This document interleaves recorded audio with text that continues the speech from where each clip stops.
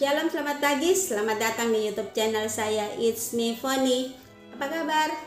Apapun yang sedang kau hadapi dan alami hari-hari ini tidak akan mengurangi sukacita dan damai sejahtera dalam hidupmu, karena engkau tahu bahwa engkau tidak seorang diri. Ada kasih, penyertaan, perlindungan, serta pemeliharaan Tuhan ada bersama-sama denganmu di setiap harinya, di sepanjang musim hidupnya. Dan engkau akan melihat bahwa di dalam pergumulan dan persoalan yang sedang engkau hadapi hari-hari ini, ada kasih Tuhan yang bersama-sama dengan engkau. Ada Tuhan hadir di sana yang memberikan kekuatan, penghiburan, kedamaian, ketenangan, bahkan hikmat daripadanya ada bersama-sama dengan teman-teman sekalian, sehingga engkau bisa menyelesaikan setiap persoalan demi persoalan yang datang dalam hidupmu. Dan engkau akan melihat benar bahwa Allah yang saya dan teman-teman sembah adalah Allah yang hidup, Allah Immanuel, Allah yang beserta dengan kita dan tidak pernah meninggalkan kita seorang diri. Baik, sebelum menonton tayangan ini sampai selesai, jangan lupa tinggalkan jejak teman-teman dengan mensubscribe, like, komen, dan share YouTube channel ini, agar kita semakin bertumbuh bersama, semakin mengenal siapa Tuhan kita Yesus Kristus, dan semakin menjadi berkat bagi banyak orang, dan nama Tuhan boleh dipermuliakan. Terima kasih.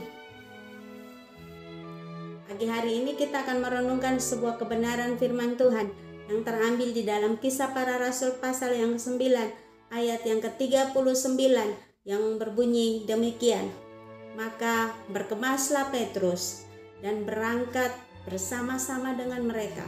Setelah sampai di sana, ia dibawa ke ruang atas dan semua janda datang berdiri dekatnya, dan sambil menangis mereka menunjukkan kepadanya semua baju dan pakaian yang dibuat Dorcas waktu ia masih hidup. Amin. Ada seorang perempuan bernama Marta.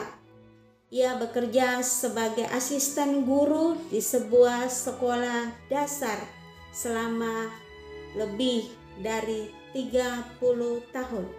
Setiap tahunnya ia menabung agar ia bisa membeli syal, mantel, dan sarung tangan baru untuk siswa dan siswinya yang membutuhkan. Setelah Marta meninggal dunia karena sakit leukemia, teman-teman guru dan sekolahnya menyelenggarakan acara untuk mengenang pengabdian Marta. Sebagai pengganti bunga, orang-orang menyumbangkan ratusan mantel musim dingin yang baru untuk para siswa yang Marta cintai dan layani selama beberapa puluh tahun itu. Banyak orang menceritakan cara-cara yang ditempuh oleh Marta untuk menyemangati sesamanya lewat kata-katanya yang menguatkan maupun perbuatan baiknya. Rekan-rekan sesama guru mengenangnya dengan cara menyelenggarakan aksi amal. Mereka mengumpulkan mantel bekas yang masih layak pakai selama 3 tahun semenjak kepergian Marta. Teman-temannya mengingatkan atau mengenang warisan kebaikannya, dan warisan kebaikan Marta terus mengilhami orang-orang atau mengilhami banyak orang untuk bermurah hati melayani siapa saja yang membutuhkan pertolongan. Dalam Kisah Para Rasul pasal yang ke-9, Lukas bercerita tentang seorang perempuan bernama Dorcas atau Tabita, seorang yang banyak sekali berbuat baik dan memberi sedekah. Kisah Rasul pasal yang ke-9 ayat 36. Setelah ia sakit lalu meninggal, komunitasnya berduka.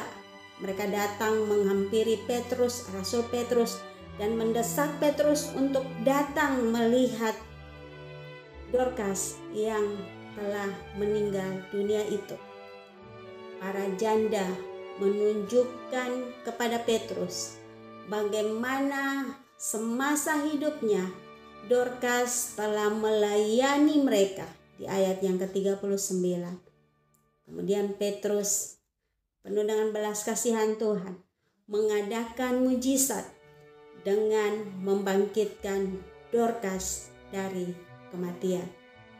Berita tentang kebangkitan Dorcas itu tersebar kemana-mana, dan banyak orang menjadi percaya kepada Tuhan di ayat yang ke-42.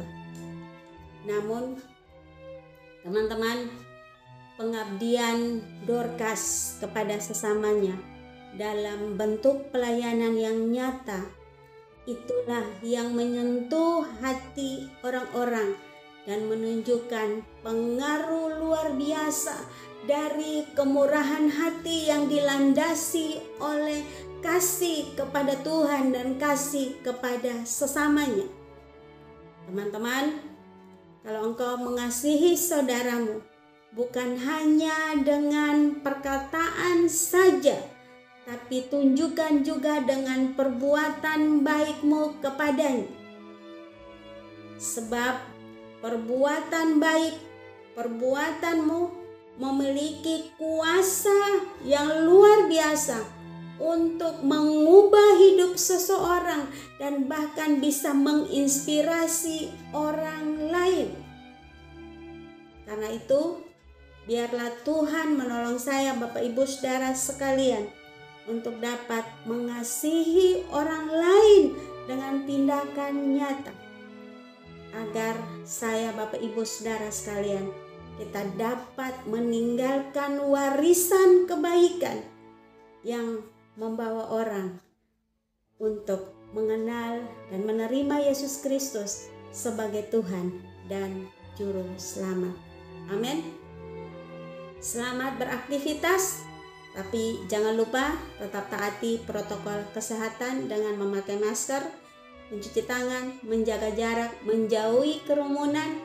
Dan dengan demikian teman-teman bukan hanya menyelamatkan dan melindungi diri teman-teman sendiri, tapi engkau juga menyelamatkan dan melindungi orang-orang yang ada di sekelilingmu, bahkan di dalam keluargamu, orang-orang yang engkau sayangi.